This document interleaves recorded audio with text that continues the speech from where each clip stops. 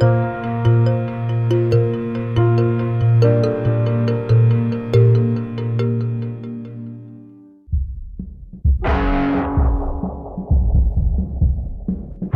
computer hacker group Anonymous is claiming tonight that it took down the website of the Federal Appeals Court in San Francisco this afternoon. They took down Senate.gov servers. They've taken down HB Gary. Sony's claiming they did $150 million worth of damage. So many confidential files that tonight, because of these hackers, can be in the hands of anyone. Visa, MasterCard, the PayPal situation. The criminals who hacked into Sarah Palin's private email. The Church of Scientology says Anonymous is a cyber terrorist group of religious bigots. Anonymous and this other group called Lulz Sec. They seem to be wanting to prove a point. Anonymous kind of was like the big, strong, buff kid who had low self-esteem. And then all of a sudden punched somebody in the face and was like, holy shit, I'm really strong. And Anonymous calls itself the final boss of the internet. And sometimes it proves to be really fucking true. You are going to violate the freedoms of the internet, you certainly better watch the fuck out. They are kind of the rude boys of activism. There's a real rough edge to them, which I think also is one reason why they garner so much love and hate from people too. They represent a certain sort of chaotic freedom. Individual, young, nameless, faceless folks are having geopolitical impact. I mean, it's both exhilarating to realize that and terrifying to realize that. It kind of depends on how that power is wielded. We are legion. We do not forget. Expect us.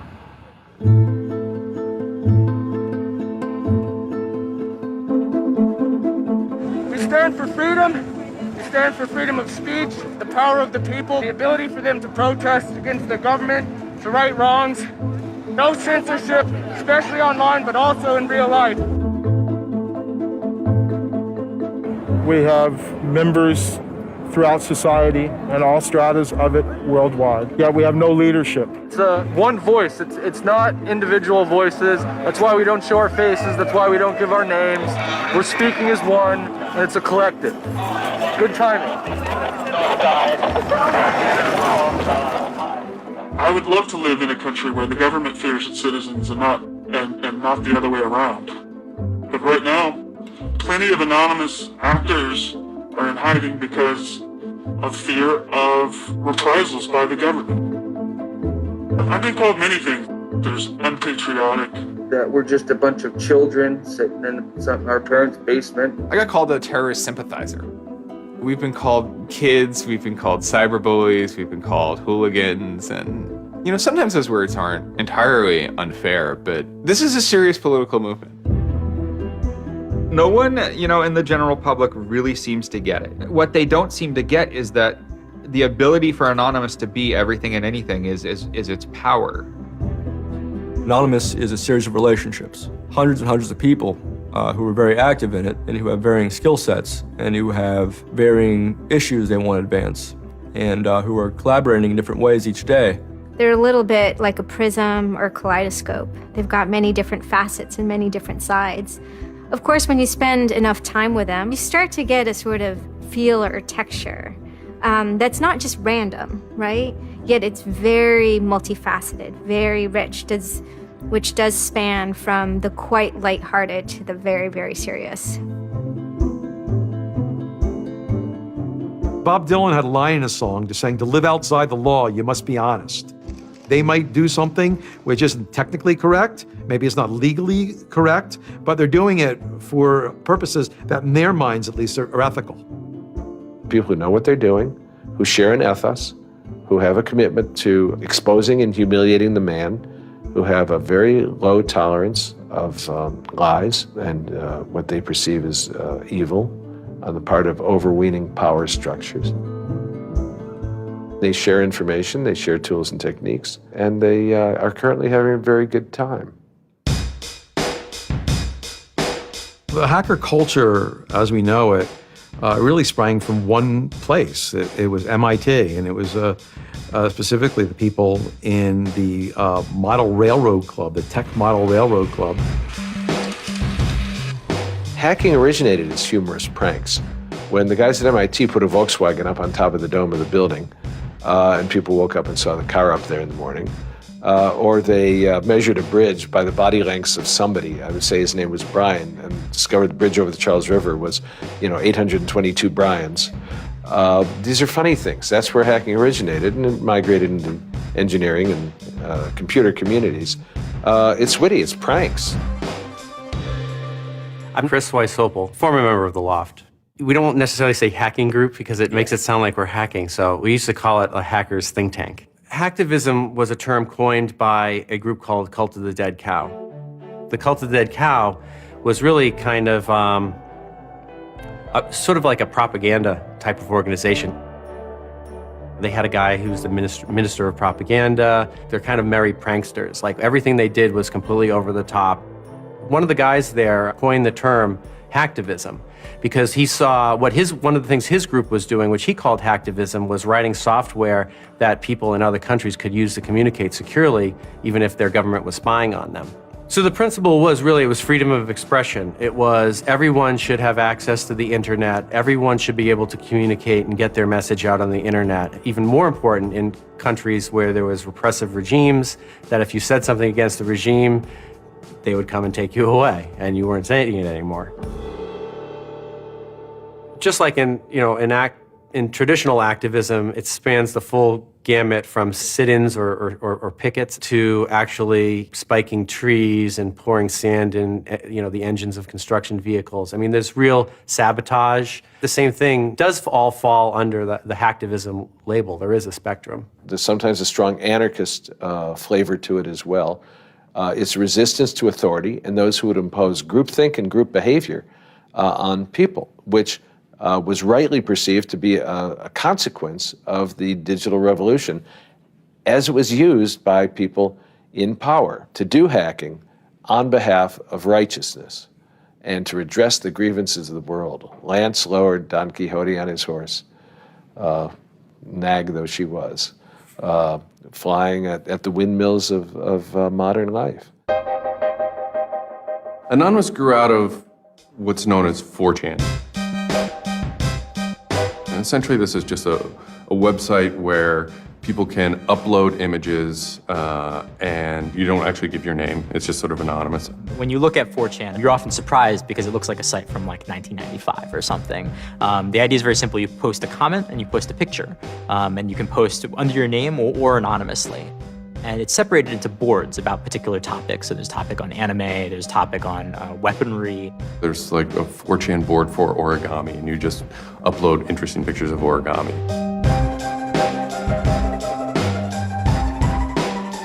And then there was a group called the B board, which essentially was for like anything goes. The first time anybody goes on B, it's kind of an instant revulsion.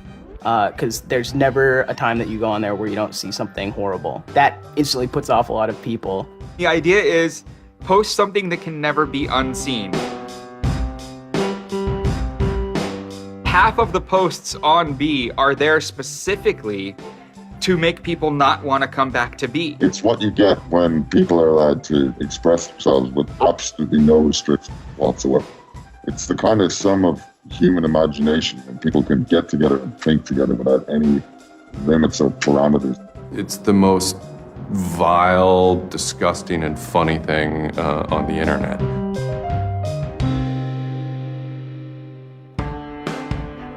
One of the important things about 4chan is to have a thread that really explodes and lasts for a long time. If it doesn't, then it disappears. It's a site that's not archived. So it creates conditions for anything that grabs attention at some level. And so humor and grotesqueness as a result are quite good for that. I'd rather just be referred to as anonymous, I guess, in the interviews, because I have some docs out on me. 4chan's just where I went to. I grew up on it and I lived there. That's just what I did for fun. It takes a thick skin to enjoy it. But, as long as you're not offended, you'll occasionally come into something really cool or really creative on 4chan. I think the most interesting thing about it is how you can watch memes evolve. You'll see something posted one day, and then a week later it's got 50,000 derivatives of it. A meme is basically just an idea. It's kind of like a gene, but in the realm of the idea. A lot of the great internet memes that we all know and love, you know, lolcats, right? You know, little cats doing funny things, and then they have, you know, I can has cheeseburger, right? All that stuff seems to start in this like petri dish that is 4chan keyboard.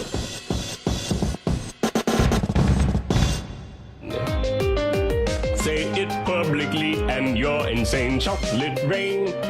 Name any meme from the last about 6 years, and I'll bet you either in its first posting ever was on 4chan, or at least one of its earliest revisions that became what it was on 4chan. I can see the food situation is so we'll be on our way. It's basically the best breeding ground for internet culture, and as far as I'm concerned. With your neighborhood insurance rates, chocolate rain. 4chan is also very known for acts of trolling. Trolling is a fucking art. Trolling is getting the person you're talking to get as pissed off as they possibly can, and for no reason except for your own enjoyment. Maybe you're trying to illustrate a point, but it's mostly for your own enjoyment. For them, it's funny that like people think the internet is serious business. And if people think the internet is serious business, it's a troll's job to make their life terrible.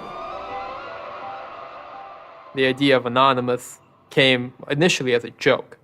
I mean, somebody suggested that what if the whole site, what if 4chan, what if B was just one person? And what if that's just one guy called Anonymous sitting somewhere and you're just reading all these posts by one guy? And it kind of looked like that from the outsider's perspective. I mean, there's no way to tell the difference. It might as well be one guy. Fox News did a very famous segment about it. They call themselves anonymous. They are hackers on steroids, treating the web like a real-life video game, sacking websites, invading MySpace accounts, disrupting innocent people's lives. And if you fight back, watch out. Destroy. Die. Attack. Threats from a gang of computer hackers calling themselves Anonymous. I've had 7 different passwords and they've got them all so far. Anonymous hacked his site and plastered it with gay sex pictures. His girlfriend left him. She thought that I was cheating on her with guys. As long as I can think back, Anonymous have done some pretty off-color things in the name of getting cheap laughs, you know. But, I mean, that's part of the culture. They get what they call lulls. Lulz is a corruption of LOL, which stands for laugh out loud. Anonymous gets big lulls from pulling random pranks. For example, messing with online children's games like Habbo Hotel. Habbo Hotel was this online community where you had an avatar and you walked around and talked to other people. It was kind of like an early version of, you know, World of Warcraft or Second Life or any of those virtual worlds. What the people on B did was invade Habbo Hotel, created, you know, thousands of avatars. They all had this one uniform of a black guy with a big afro wearing a black suit. And so there would be thousands of these people, black guys, black suit, you know, huge afro, walking around this world, and they would do things like form a swastika out of themselves. And I think that was a real landmark because it was when they were able to see that, you know, they can use their numbers to do something really interesting and really disruptive. So we blocked the entrance to their pool, and that just pissed them off so fucking much. It was fucking beautiful. That was fucking just wonderful. Wonderful times. Those kids love that pool. They love the shit out of their pool. The goal was actually to offend everyone, simply because the idea that we could offend you by drawing a little shape on the screen was stupid to the people involved in it. They were like, really? You're going to get that mad over us just drawing this on the screen? Wow. Well, you need to refocus a little on life because this should not be upsetting you that much.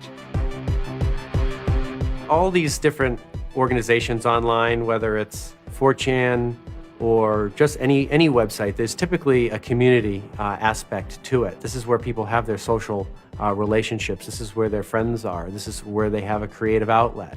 And so all those aspects are going into groups like Anonymous, where people feel like they're part of a bigger thing and they're able to express themselves within that group.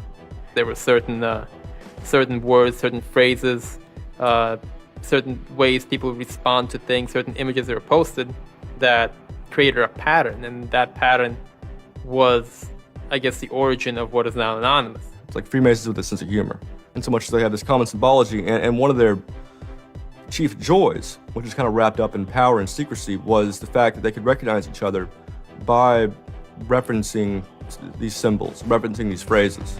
Over 9,000. It's over 9,000! I lost my iPod.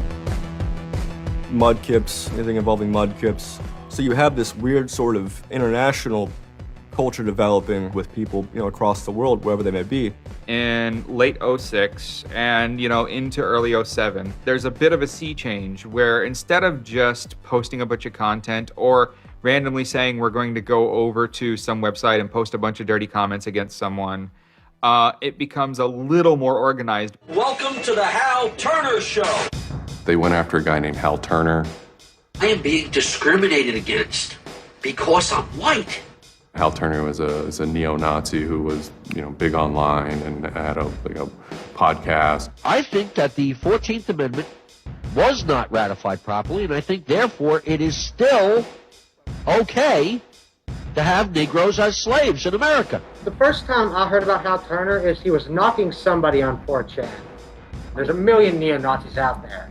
But he started picking on our dude, so we had to go to our dude's fucking defense, and it just so happened that he was a neo-Nazi, so that's a big reason that he's a fucking dickface. Who are you? Where are you calling from? Hola, this is Pedro. Spick, don't call. Diego. He was just a horribly racist radio personality who seemed to handle it well when you called in. Like, he could handle being berated by Anonymous. And that made it very interesting. It made it a bit of a challenge. It wasn't some guy who just either crumbled or stopped answering the phone. It was a guy who would yell back. Hal Turner wasn't the first, actual person that, Anonymous had caused trouble for, but the circumstances ended up being significant. They DDoS'd his website, stuff like that, costing him thousands of dollars, bandwidth fees. Denial of service has been around for a long, long time. The equivalent of if you, for some reason wanted to disrupt a bus service, right? You can hire 1,000 extras to all go and line up at the bus station, right? And get on the bus. And so that anyone who was really trying to get on the bus couldn't do it, right? It's as simple as that. When you stop trying to visit, website goes back up, no permanent damage.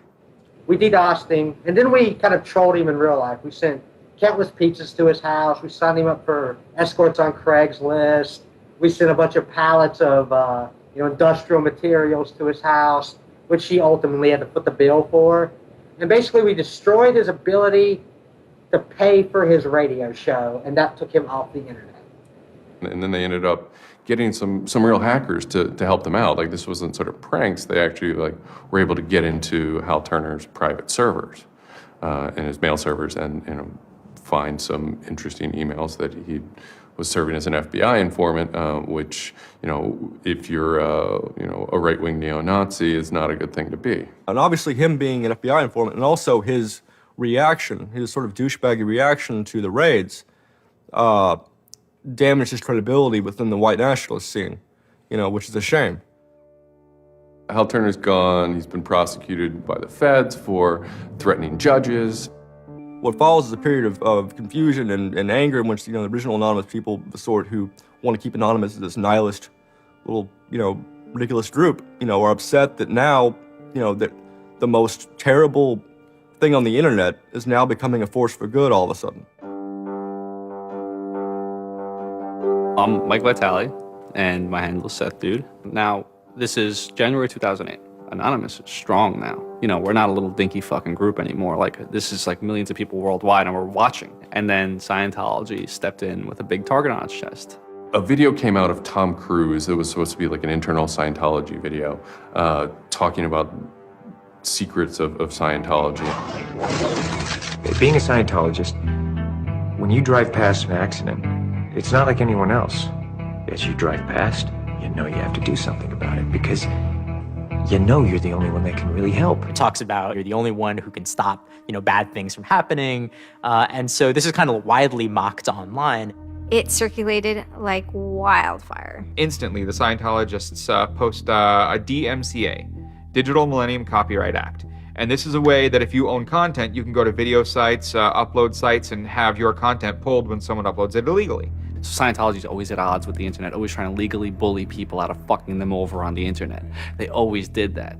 And then here they are trying it again, but you know what? Anonymous saw that and they said, oh, you guys just fucked around badly. Like, you're trying to censor our internet. Like, are you trying to take a joke away from Anonymous? Like, you don't do that. A few people on 4chan posted, hey, we should grab that video and post it on a few other sites. So what followed was, it's this term called the Barbra Streisand effect.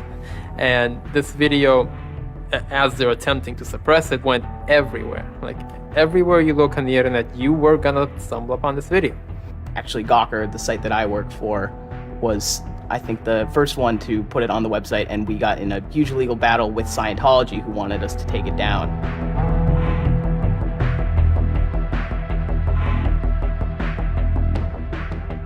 Scientology is an interesting target because in some ways it's the perfect inversion of what geeks and hackers value. At so many different levels: science fiction, intellectual property, discourses of freedom, science and technology. It's very proprietary, it's closed.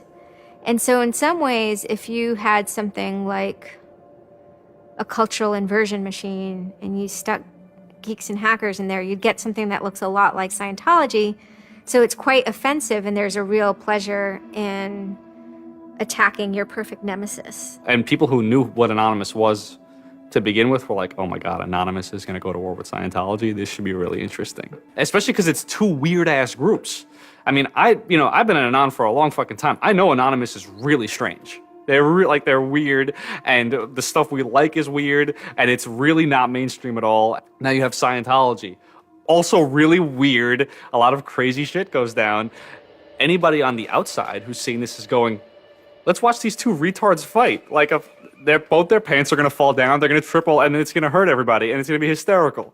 And then that's when 4chan kind of reared into action, really reared into action. And they started to troll the Church of Scientology. And this took the form of pranking the Dianetics hotline, ordering pizzas. I go to call them on the phone and it's busy. And that's their main fucking Dianetics hotline. Their Dianetics 800 number, you can't get through because Anons have completely fucking clogged it and just probably saying stupid shit. The whole idea was just you call them just to keep them on the phone. What's an Elron? How do I Dianetics my face? They were not expecting that and they couldn't handle it. I'm Brian Mettenbrink. I had just gone to 4chan just on pure happenstance, and I saw a post about the Scientology thing, and I started looking up stuff, and I'm like, oh, this is actually for a decent cause. I think I'll, do this. Anonymous members have developed a distributed denial of service attack tool called Low Orbit Ion Cannon, which is a name taken from a computer game. Low Orbit Ion Cannon is what's called an end game weapon in Red Alert. All you had to do was literally follow instructions step by step.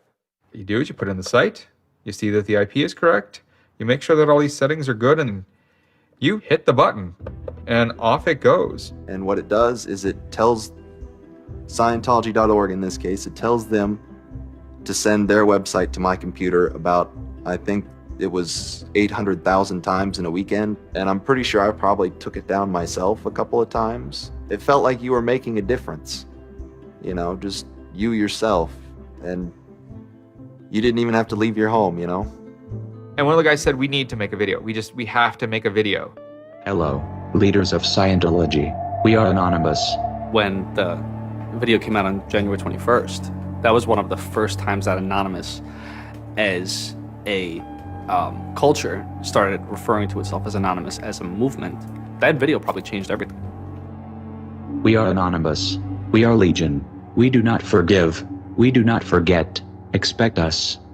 It basically looked like if a computer was going to tell you that he was going to beat the shit out of you, this is what it would look like. That one video really galvanized that moment of innovation. That's exactly like with that video, internet activism as it's known today was born. And you just see this consensus forming that it's going to happen. So we made the code of conduct. Don't bring weapons. Dress accordingly. Cover your faces, because they will try and find out who you are and screw with your life. Rule number 17. Cover your face. This will prevent your identification from videos taken by hostiles. Scientology has a history of harassing, stalking, and just generally doing horrible things to its critics. So people needed a way to hide their identities. A lot of people had very legitimate fears. They don't want to be followed home. They don't want to be stalked. They don't want to put their families and themselves in danger. Everyone was going, well, we're going to wear a mask. What's the only fucking mask that we all already know or have a joke about? And it's the Guy Fawkes mask. You see the movie V for Vendetta, the ending scene where everyone's wearing the Guy Fawkes mask. That is very reminiscent of what Anonymous thinks Anonymous is.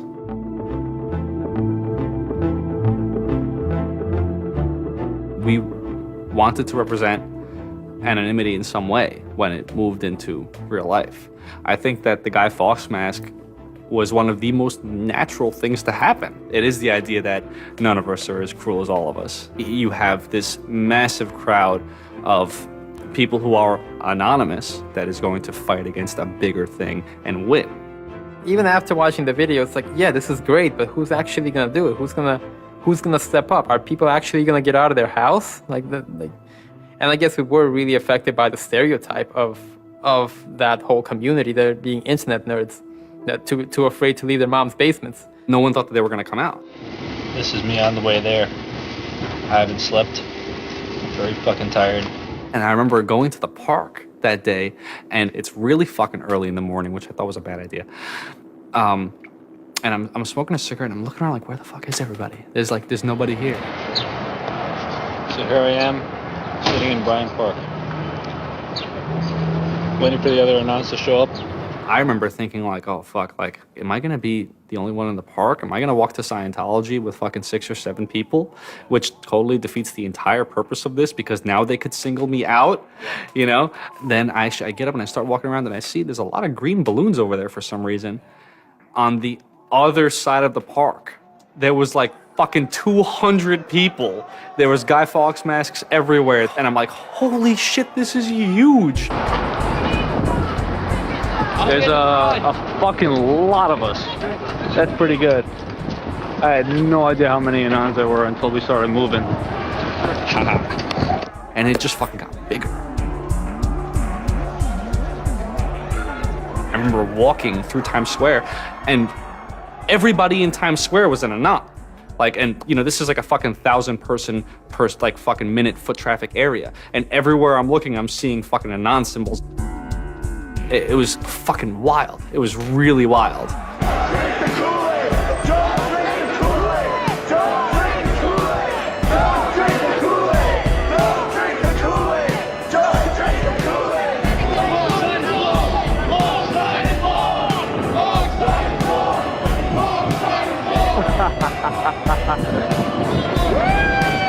is our fucking raid.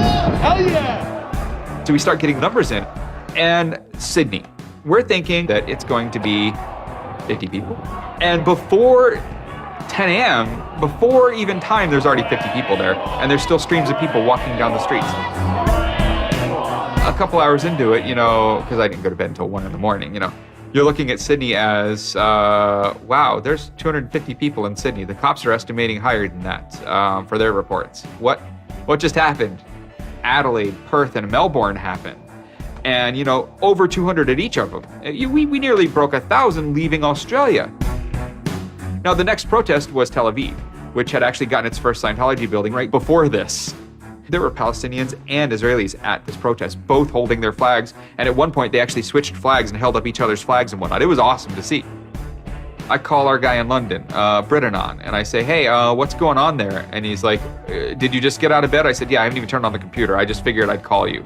And he said, we've got 600 people and the cops are really, really mad at me. All the major cities were having hundreds of people come out. It's massive. Clearwater had like 300 people. I don't think anyone beat out LA. I think LA had over 1,000 people. We are Legion!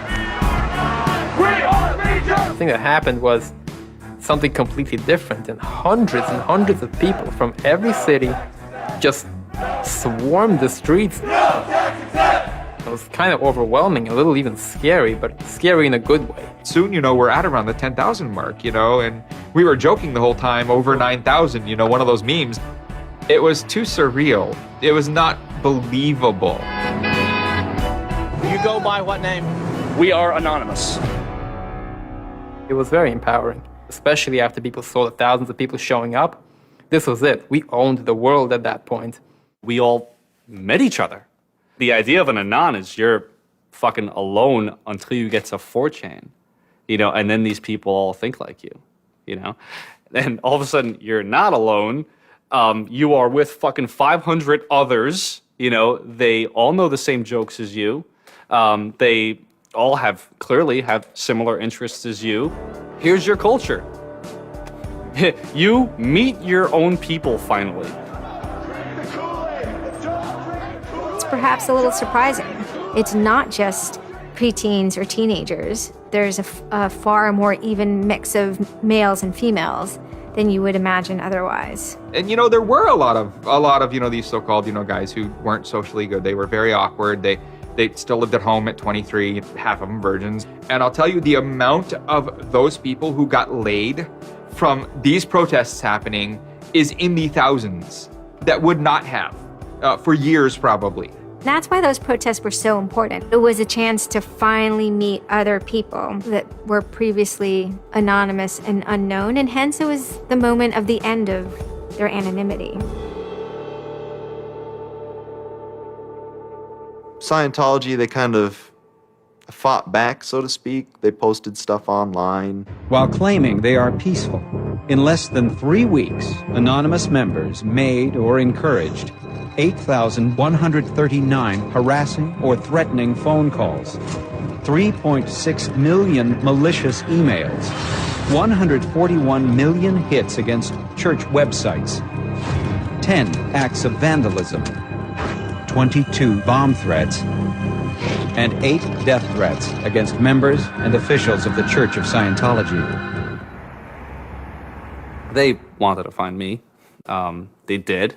They hired PIs. They started taking pictures of us, threatening to sue us. I did the whole low orbit ion cannon stuff, and then I pretty much just went about my life after that for, I think it's 6 months, and then the FBI showed up here at my parents' house. 2 men got out of the car and took Flashed their jackets off and laid their guns on the front seat and came up to ask us if Brian was home and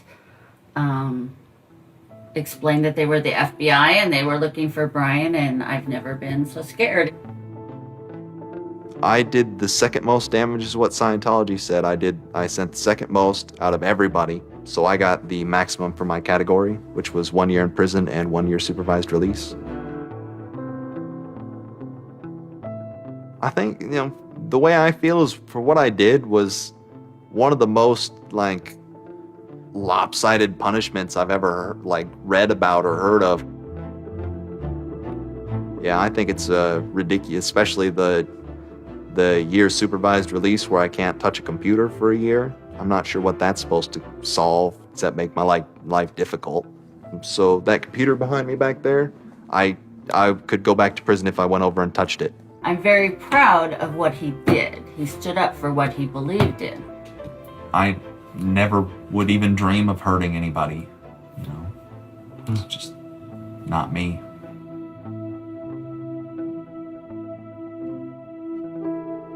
Prior to Anonymous, critics of the church still had to be very, very careful because of the aggressive lawsuits that were launched against academics, journalists, and other critics. I would say that era is over. And Anonymous, more than any other sort of intervention, is probably responsible for that change. This actually caused a decent rift in Anonymous. There was one big group, significant group of people who would say, this Chanology stuff, it's cancer, it's awful, it's bad, it's just bringing attention to us that we don't want. One Anon said it well once. There is no leader. Their ops have momentary leaders, de facto leaders. Almost through meritocracy, there's more respected or more persistent participants. Some people participate in a single operation and are never heard from again. It might even be a housewife who just, agrees with that political statement or that protest. I like to describe this with the picture of a bird swarm. Everybody's flying very, very quiet. Suddenly, one bird flies into the other direction and the mass fly into the same direction, following that person. It's totally okay to say, I'm sorry, I don't take part. When chronology was running full force, it was like a kid stretching for the first time and actually seeing the real power. If you had asked me all throughout 2008 and most of 2009, is the politics of Anonymous always going to be sutured and hinged to the Church of Scientology? I would have said yes. And it became unsutured, unhinged, when a different political wing was born in 2010.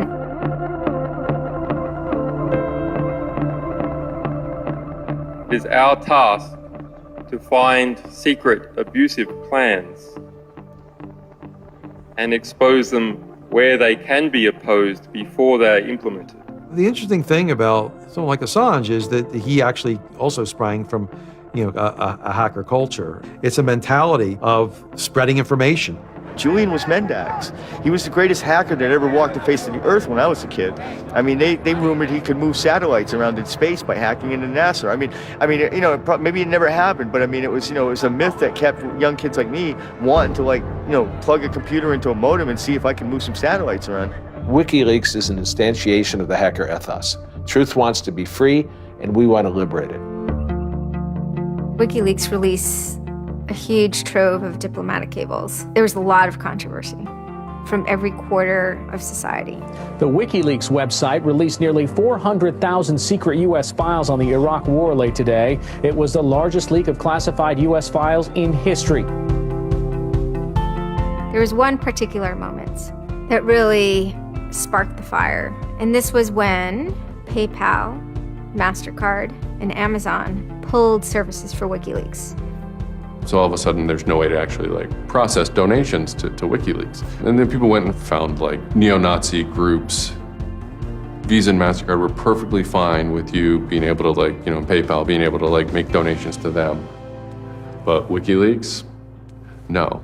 I think WikiLeaks is doing a good thing. It's just a total hypocrisy. They got their little fucking banking mafia to fuck, WikiLeaks over. People were incredibly angry. There was a real sense of rage. Anonymous endorsed PayPal. They were pissed. The numbers of participants were massive, massive. And they managed over the course of a couple of days to disable the websites of MasterCard and PayPal. It was beautiful. Because what you had is people finally stood up for something.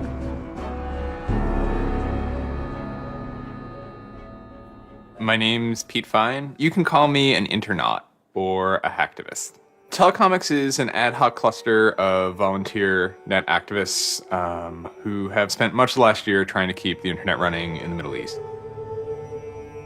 In kind of the lead up to the Egyptian revolution, we would tweet on people's behalf. We would get people from Egypt who were unable to access Twitter on their own on our IRC network, and we would take reports from them and tweet them out using our account to kind of help them get the word out about what they were experiencing. Some of this shit is personal. And one of the things about the movement as a whole, when Egypt rolled around, is that Egypt broke us emotionally. Watching in real time with live feeds that we helped set up, Egyptians get massacred with machine guns.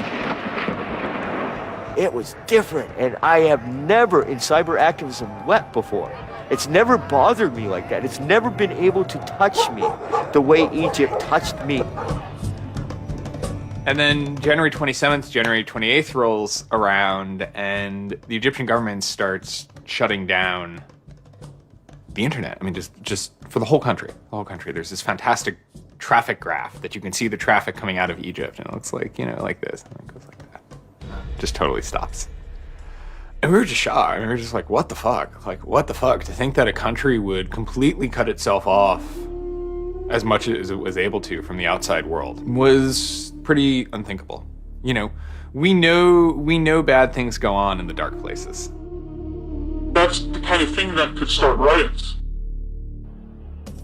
I think when Mubarak did what he did, I think it really upset people here as well as in the Middle East. I put myself in their place, and I found myself in a desert of nothingness because he just wiped out everything that my world incorporated. That just showed me and everybody else that the same thing can happen at any time, at anywhere, in any government. Anonymous and the people on the internet stood up and said, go fuck yourself. You want to shut down their internet? Fine. The people on the internet will show them how to turn it back on. A lot of my friends helped with encryption, helped people on the ground in those countries validate SSL keys and certificates, and really showed them how to subvert their government and become free. And then telecomics started to tweet connections to the internet, dial-up connections. In Egypt, the care package we put together included some kind of our comms information, the ham radio and dial modem details. In total, we helped coordinate and run about 500 dial-up modem lines. We also Googled up treatments for tear gas and other kind of basic medical treatment and found folks who could translate that into Arabic. Sort of put this together in a nice one-page PDF and fax, and off it goes. President Hosni Mubarak has decided to step down from the office of President of the Republic.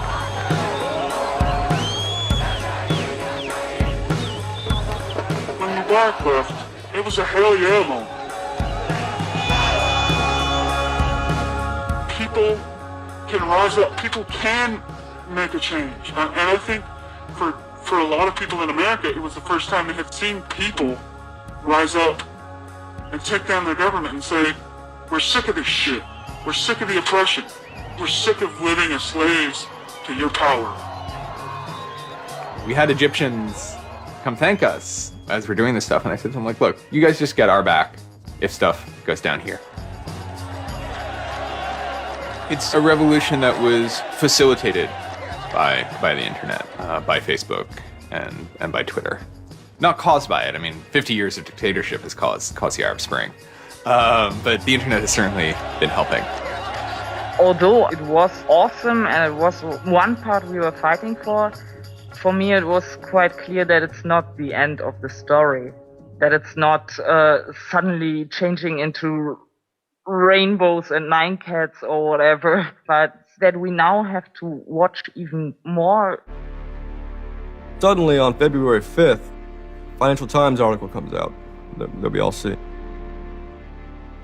It's quoting this guy named Aaron Barr, who's the CEO of HP Gary Federal, which is an intelligence contractor. And Aaron Barr is telling his Financial Times journalist, Joseph Min, that he's been secretly monitoring the AnonOps server where all this is going on, and has done so for several weeks, and using his own custom brand of information operations techniques, has managed to identify the alleged leadership of Anonymous, including 25, quote, lieutenants, unquote, some sort. We have to see this document. Everyone wants to know. We don't need to destroy him. We don't need to destroy his company. So they get it. It was unbelievably easy to get into that network. Now, to put that in hacker terms, Anonymous is a hornet's nest. And Barr said, I'm going to stick my penis in that thing. The HB Gary hack brought about 70,000 emails. Probably the most important ones had to do with a proposal that HB Gary had already formulated. It was packaged up as a nice PowerPoint presentation. Kind of act as privatized agent provocateurs, where they were going to discredit WikiLeaks. HB Gary was proposing submitting fake documents to WikiLeaks, and then when discovered as fake, the error could be called out and it would discredit WikiLeaks. Right. So there's a lot of like specifics that I can't talk about. So let me try to answer that though in a general sense. First of all, it's probably no surprise to anybody. I'm not a big fan of WikiLeaks. I think that the broad purpose of trying to get as much information, proprietary or classified information for the government, expose that, is an extremely destructive and dangerous purpose. The proposals involve conducting information war on WikiLeaks and its supporters, creating dissension within WikiLeaks, DDoS attacks. You also wanted to launch cyber attacks on WikiLeaks infrastructure to get information on document submitters. One thing I guess I want to make sure is clear is, none of those activities had actually occurred.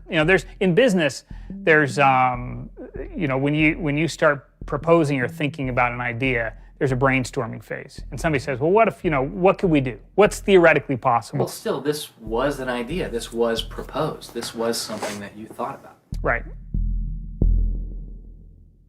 They also wanted to go on a campaign kind of targeting Glenn Greenwald, who's a reporter for Salon, who's an outspoken kind of critic of the government and supporter of WikiLeaks. It seems like you're trying to attack a journalist here. Yeah, and I don't want to talk too much more about Glenn Greenwald, but other than, what I previously said is, there was never an intent to attack journalists, not on my part. Nor I guess I should say I should generalize that and to say that I would never just outwardly attack a journalist, other than if I felt that there was a journalist in my mind that was acting unethically. That's a fair game for having a public discussion about. They were walking a very fine ethical line at points, and in many cases, the mass opinion is, no, they stepped well past it. I will not support broad theft of information released to the public, because that's nothing but destructive. If somebody has information that's been stolen from them, and whether or not WikiLeaks encouraged the theft of that, or whether or not it was just put in their lap, still they're threatening to release the information that is the private property of another organization. So your choices are to just allow that to happen, or to try to stop it. How offensive is too offensive? We've certainly seen a lot of strategy coming out of governments across the world now saying, publicly admitting that they need to develop better offensive strategies in cybersecurity, because defense as a whole, it isn't enough. It never is enough. In the court of public opinion, that took H.B. Gary quickly from being a perceived victim to being a perceived villain themselves. It was becoming harder and harder to distinguish the good guys from the bad guys. And then, kind of seemingly out of the blue, there was something by the name LulzSec that sailed into the seas. LulzSec, it's sort of a group, mostly from Anonymous, who, large part of the same people who hacked H.B. Gary.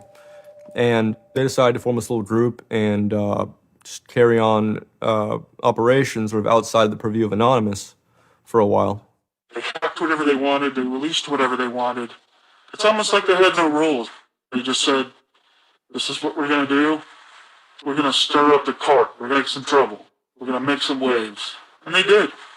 The majority of time, the majority of Anons are not doing anything particularly illegal.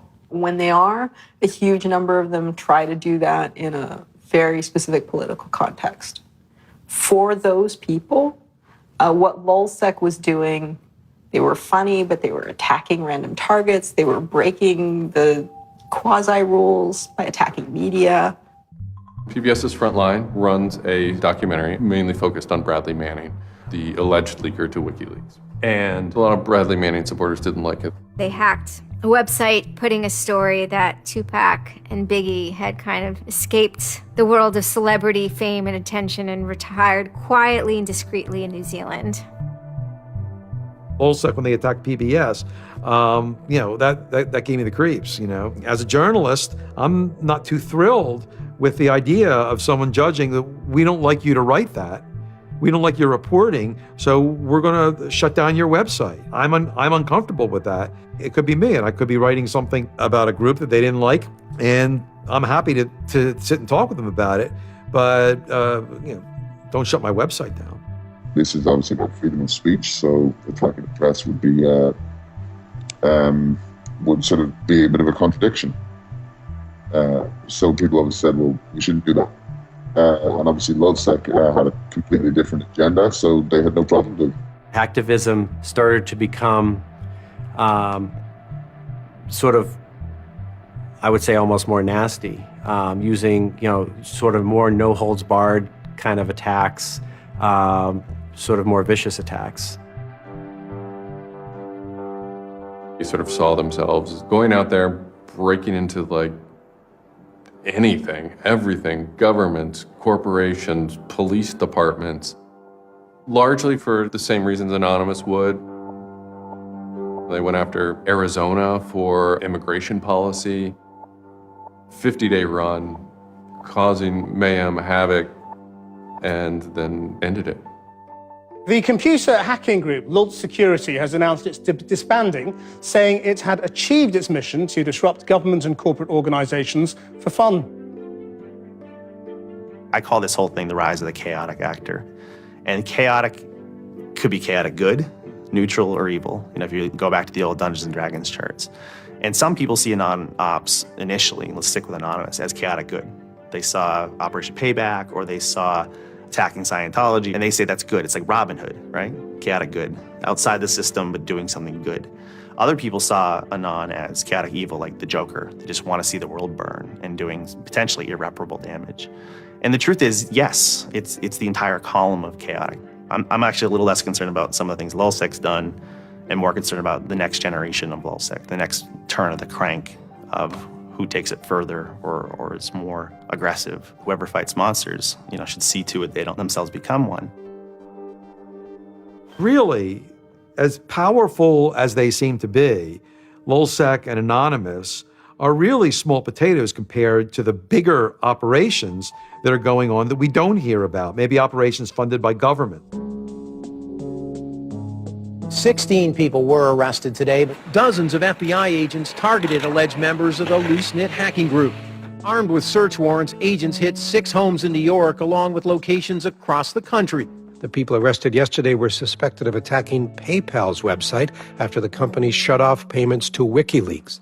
Defenders of the hackers say they're merely engaged in civil protest, but FBI officials worry the disruptive cyber attacks could move in a more dangerous direction. So the FBI shows up at 6 in the morning, and it was really obnoxious. And I remember being frustrated and angry because there was nothing that I had done that would have justified an FBI search warrant. They came and guns blazing and all this other good stuff, busted down the door. I immediately just dropped down on the floor, 180, didn't want nothing. I wasn't trying to fight nobody. Even if you accept what the government is saying is true, what is important is that people are participating in the process. It is very much the process. It is sitting in a counter in Selma, Alabama, 500 Freedom Riders refusing to allow people to go and sit in at a segregated lunch counter. They write books about that stuff. It is demonstrating at a street corner saying no to a war. It's just a different, it's just a different vehicle. It's the same result. There's always going to be legal consequence when you decide to break the law. That comes with the territory. And it would be naive not to expect that. The question is whether the punishment will be proportional to the crime. And I suspect it might not be. People will be watching very closely to see how these cases proceed, on what grounds, and whether there's any room during the trials to think, especially of the denial of service attacks, as a legitimate form of protest. So much of our lives are now configured, at least in part, on the internet. So we better start thinking about how we claim parts of the internet as spaces that we can also protest in. There is a certain online culture that believes in certain values, like freedom of expression. They're against corruption. They're against governments controlling their citizens. And when they see those values harmed in some way by some organization, the hacktivists strike back. I don't think this whole issue is a technical hacking thing. This is more about, human philosophy and psychology. What's motivating us? Why is there so much unrest or disenfranchisement or anger that would lead people to want to take matters in their own hands and join these? Whether you think it's bad or not is irrelevant. It's not going away. The part of me that likes the ability to have rapid destabilization and change loves this. The part that knows how powerful it is means it's a force multiplier for good or for evil. And how that power is wielded and how we want to self-regulate is going to be the most deciding factor in if this is a menace or a benefit. I certainly don't think most of the conversations in law enforcement or the government are informed enough to know how to deal with this. I suppose the question you really want to ask is, would I do it again? And honestly, after thinking about it, I felt that I did what was right. I had a belief, I still do, that what I did was the right thing, and hopefully someone got some good out of it. You know, I'd love to think that maybe I stopped someone from joining a cult, you know. Probably wouldn't tell on myself next time, but, you know, I don't think I would have changed a single thing other than the whole talking to the FBI thing. Just that little Yeah, just the little detail that kind of changed everything, yeah. I'm angry. Occasionally I have small breakdown moments of terror, but I haven't stopped believing what I believed. I haven't stopped wanting to fight. I haven't stopped caring. Show me what democracy looks like! Show me what democracy looks like! There's a lot of people in Anonymous who feel very deeply and very sincerely about their contribution towards democracy around the world. And I think that's one of the main things that I'm most proud of about Anonymous. There are things that I'm not proud of about Anonymous, but we stand against censorship and we stand against oppressive governments, even our own. It's a very noble thing. And history teaches us that change simply doesn't come with flowers. It doesn't work. No? If they say I'm a criminal, damn, well, then I will be one. I don't care if you're a Democrat or a Republican or an independent, or if you like Ron Paul, or if you worship pigeons or Scientology, or if you're Catholic or atheist or Methodist. I don't care about that. Your opinion matters. I don't care if I disagree with it. I don't care if I hate your guts. Your opinion matters.